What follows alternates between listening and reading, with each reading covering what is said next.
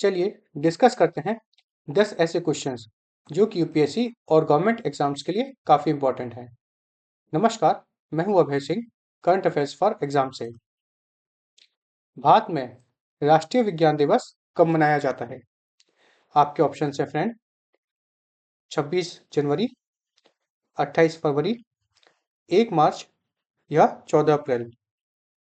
तो इसका सही जवाब है 28 फरवरी, मतलब आज ही के दिन। हर साल 28 फरवरी को पूरे भारत में नेशनल साइंस डे अर्थात राष्ट्रीय विज्ञान दिवस सेलिब्रेट किया जाता है। यह दिन 1928 में रमन इफेक्ट की डिस्कवरी को मार्क करता है, जो दुनिया के साइंटिफिक हिस्ट्री में एक लैंडमार्क इवेंट माना जाता है। इस महान साइंटिफिक डिस्कवरी को सर सी रमन ने डिस्कवर किया था, जिन्होंने लाइट के स्कैटरिंग फिनोमेना को साइंटिफिकली एक्सप्लेन किया था। इस एक्स्ट्राऑर्डिनरी कंट्रीब्यूशन के लिए सर रमन को 1930 में फिजिक्स का नोबेल प्राइज भी मिला था, जिसे वो एशिया के पहले नोबेल laureate इन साइंस बने थे। इंडिया में नेशनल साइंस डे को फॉर्मली गवर्नमेंट ऑफ इंडिया ने 1986 में डिक्लेयर किया था और 1987 से इसका पहले ऑफिशियल सेलिब्रेशन शुरू किया गया था। रमन के साइंटिफिक विजन के आगे बढ़ाने के लिए रमन रिसर्च इंस्टीट्यूट की स्थापना की गई थी 1948 में बेंगलुरु में।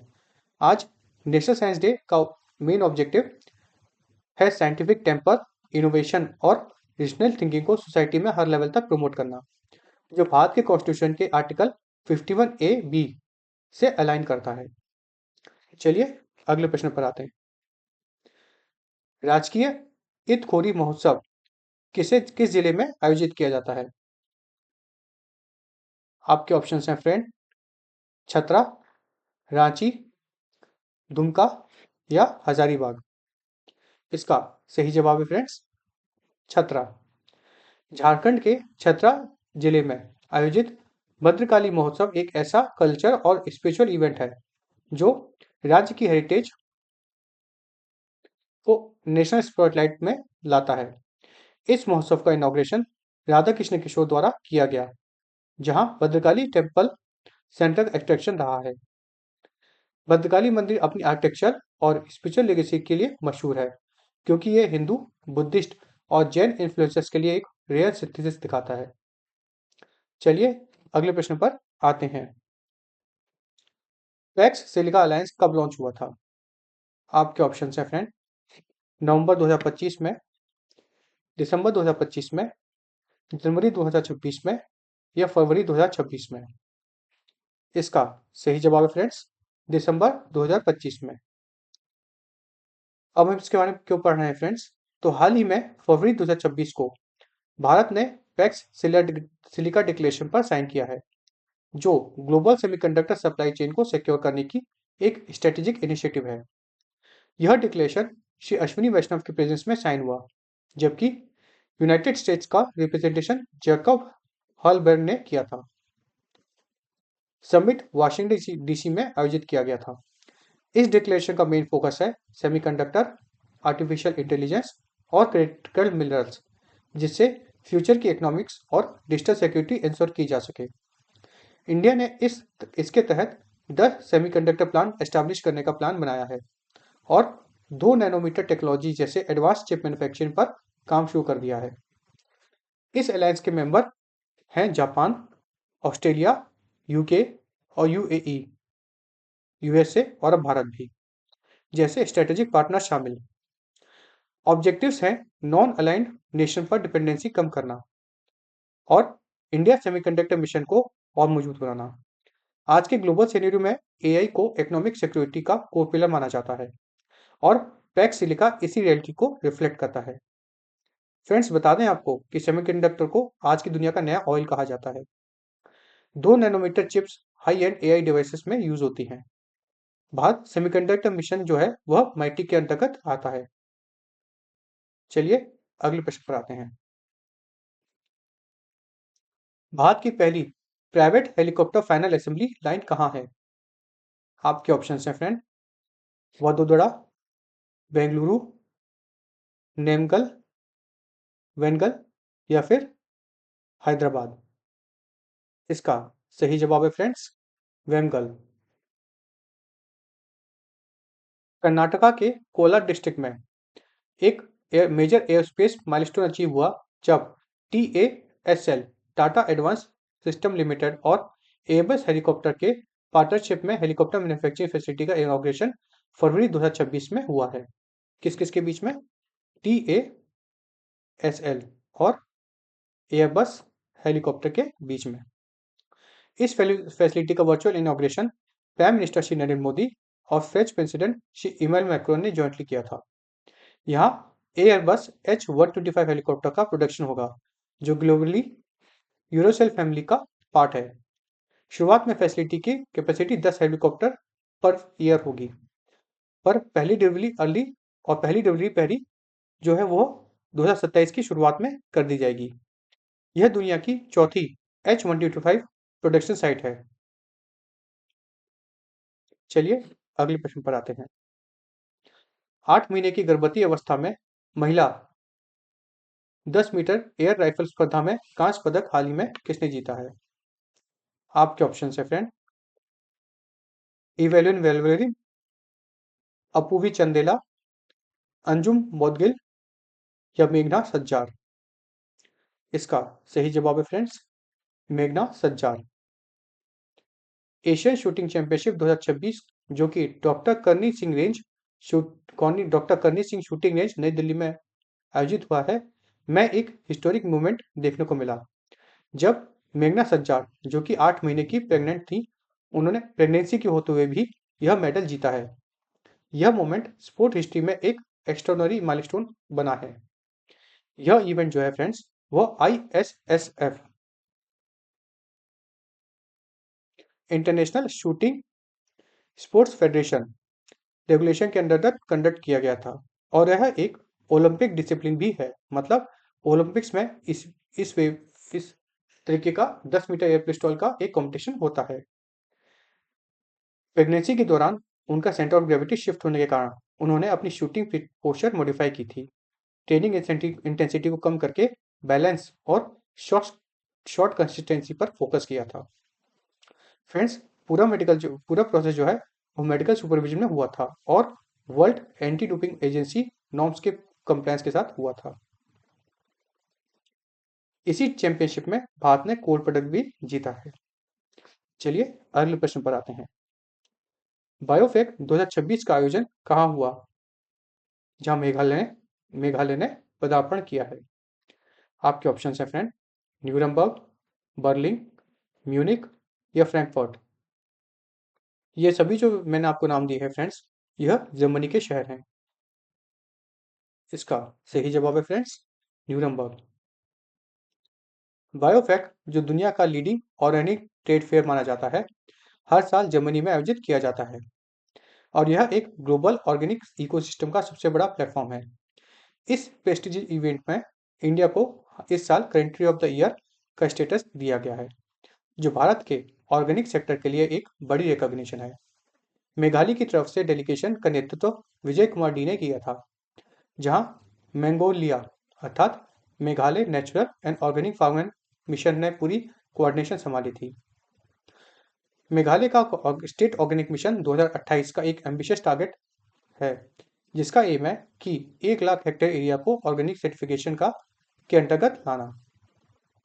बायोफेक के दौरान फोकस सिर्फ फार्मिंग तक सीमित नहीं था, बल्कि सर्टिफिकेशन, ट्रेसेबिलिटी स्टैंडर्ड्स, ब्रांडिंग और वैल्यू चेन डेवलपमेंट पर भी जोर दिया गया था। मेघालय का आइकॉनिक प्रोडक्ट लाकाडोंग टर्मरिक जो अपनी हाई कुरकुमिंग कंटेंट के लिए ग्लोबली मशहूर है, एक मेजर एक्सपोर्ट हाईलाइट है। चलिए अगले प्रश्न पर आते हैं। ICCM 2026 कहाँ हुआ था? आपके ऑप्शन हैं फ्रेंड, कोहिमा, लुमामी, दीमापुर या इम्फाल। इसका सही जवाब है फ्रेंड्स लुमामी। नागालैंड यूनिवर्सिटी ने ICCMR, अभी फ्रेंड्स ICCMR क्या है? तो इसका फुल फॉर्म है international conference on chemistry in multi disciplinary research. यह जो है फ्रेंड्स जो कॉन्फ्रेंस है यह फरवरी 2026 के दौरान होस्ट किया गया था। इस कॉन्फ्रेंस का हाईलाइट रहा 5 लाइफटाइम अचीवमेंट अवार्ड जो केमिस्ट्री के लेजेंड्स को समर्पित किए गए हैं। चलिए अगले प्रश्न पर आते हैं। 2 दशकों में दक्षिण अफ्रीका की पहली स्वदेशी एफएमडी वैक्सीन किस संस्था ने विकसित की है? आपके ऑप्शन है फ्रेंड, WHO, FAO, ARC या OIE। इसका सही जवाब है friends ARC, agriculture research council, जिसे हम ARC कह रहे हैं, के ऑन्डोस्पोर्ट वेटनरी रिसर्च इंस्टीट्यूट ने एक domestic food and mouth disease FMD vaccine develop किया है, जो 2005 के बाद पहली बार देश के अंदर बनाई गई वैक्सीन है। फरवरी 2026 में इसका इनिशियल बैच में 12,900 डोसेस रिलीज किए गए थे और मार्च से प्रोडक्शन 20,000 डोसेस पर वीक तक पहुंचाया जाएगा। यह initiative World Organisation for Animal Health के स्टैंडर्ड्स के हिसाब से FMD फ्री स्टेटस रिगेन करने में मदद करता है। चलिए अगले प्रश्न पर आते हैं। सिंधु जल संधि पर मूल रूप से कब हस्ताक्षर किए गए? आपके ऑप्शन है फ्रेंड, 1955, 1960, 1965 या 1971। इसका सही जवाब है फ्रेंड्स 1960।